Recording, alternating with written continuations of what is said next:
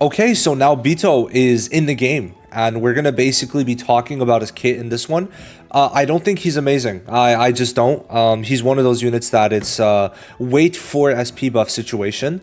I think they actually were very close to greatness and then fumbled the bag on one specific thing that we're gonna talk about in this video. He actually, like, one change would have made him from tier probably 2 or tier 1 to tier 0.5 at bare minimum. And I don't think I'm going to be showcasing him right away because I didn't get him, right? I didn't get him. So I think that's going to be to where I'm not, if it's a unit that's not good, I'm not going to chase, right? Because it's just not worth it, right? I'm going to get the unit anyway. I'm going to get NAOBITO, right? Like, I'm getting him, but just not right away. So the showcase is going to be later. And that's fine because I have other things I want to record and talk about. So we're not doing a showcase today. If he was good, we would have. But let's talk about him. He's blue. We know this. Thank you to Nameless in the Wiki Discord, or I guess fan Discord, I should say, for translating this. Nameless has always been very, very goated for this. So crushed with speed, now Bito Zenin. So we're gonna start with the passives. No, we're gonna start with the skills. The passives are very important though. So skill 1, increase Jujutsu stat by 30% if you're in projection sorcery state. Deal 50% Taijutsu, 100% Jujutsu mixed. Very low skill 1 damage. That's fine. At least he gets this, but it's very weak. Probably, I don't know what he could have had here, but I think a bit more could have been nice. Maybe like 5% damage reduction, something like that. Now, skill 2 is 15 cursed energy. It's going to increase break damage by 50% one turn, one time. And then each projection sorcery state increases an additional effect by 50% up to 300% with 5 states. Okay? And then deals 80% Taijutsu, 160% Jujutsu. So for being mixed, it's very low. 240% total, but then keep in mind some of the floors nerf it. So for example, this would only be basically 160% Jujutsu. And overall, that's just not really that good, to be honest. Damage-wise, not crazy. Now, then he has chance to evade projection sorcery. So it seems like this is how he gets the stack, right? So projection sorcery is the stack. And the more you have, I guess, the more break damage every time you use it, for example. So he could be used for a break unit. But it's like the break isn't going to matter when it's only a 240%, right? Like, the fuck? I just don't see this. It's a bit weird. If this was a buff for like a turn, like 2 turns, for example, it could be good, but it's not. Then he fills all alt gauge by 100 if the enemy's in break or if he breaks. But the problem is his damage is still low. Like, sure, he has good break damage, but still. Now, then the skill 3 is 25 CE. Keep that in mind. This is going to give a Jujutsu stat. Apply during projection sorcery, you get more break damage, right? Each stack of that is going to give more, up to 150%, so more break damage, right? And then he increases the enemy's break damage received, which I'm pretty sure this is pretty good. And then he does 350%. The problem is this costs 25 CE.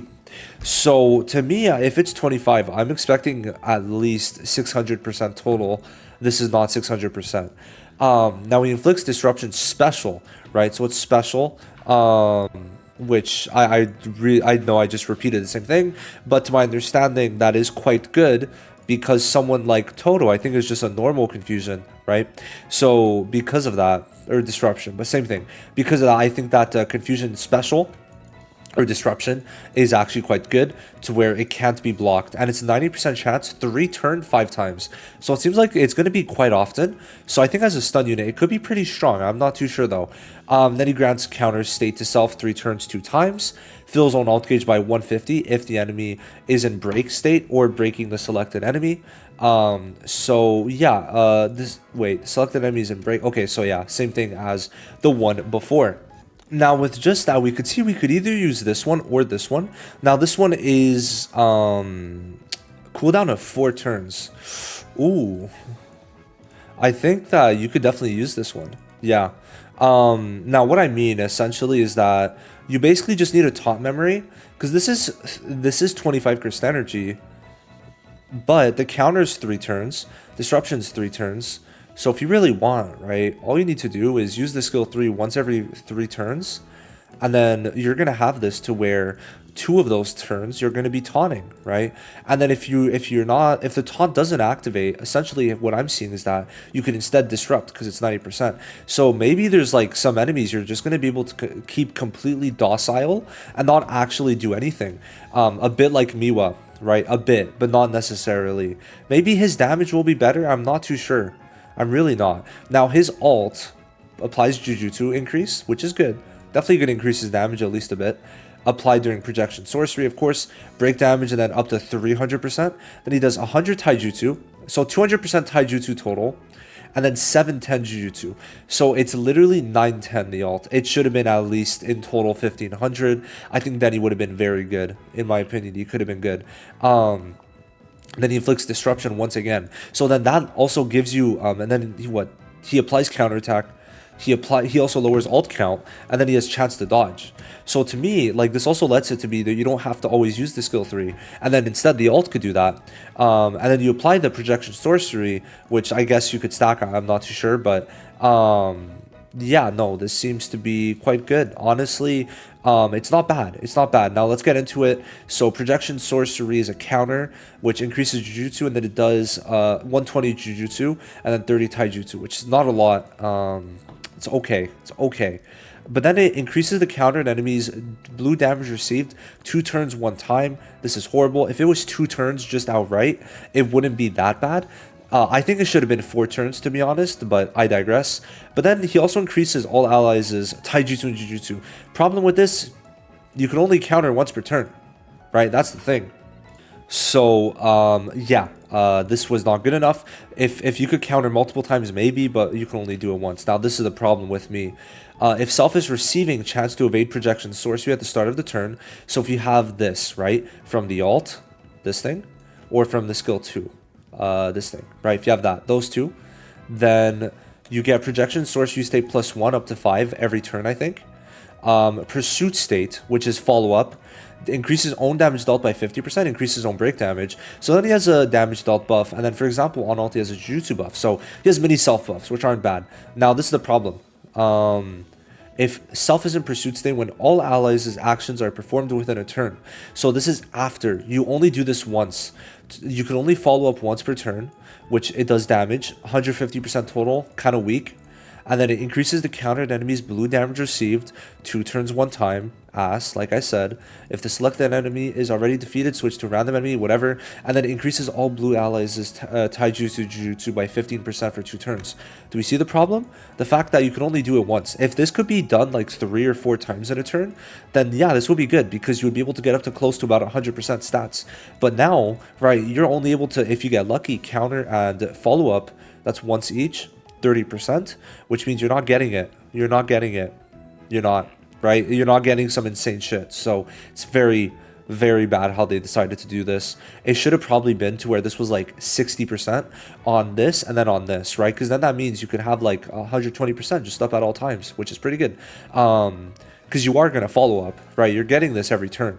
If this was 50%, I think that makes more sense. 50, 60, 70 in that range would have been fine. And then auto skill 3.